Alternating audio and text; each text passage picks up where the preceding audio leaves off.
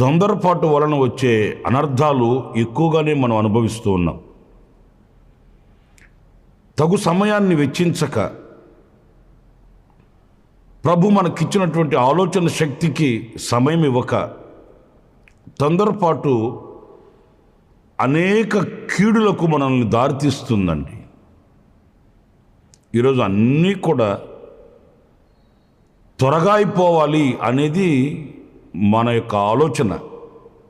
ప్రార్థన చేయగానే త్వరగా జవాబు వచ్చేయాలి, అడిగిన వెంటనే ప్రభు కార్యాలు చేయాలి, వెళ్ళిన వెంటనే మనం చేరకమునిపే మనకు ఎదురు రావాలి.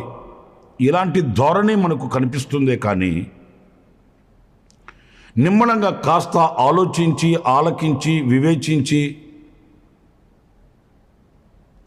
నిర్ణయం తీసుకొని అందులో నడిచి ఆశీర్వాదాలు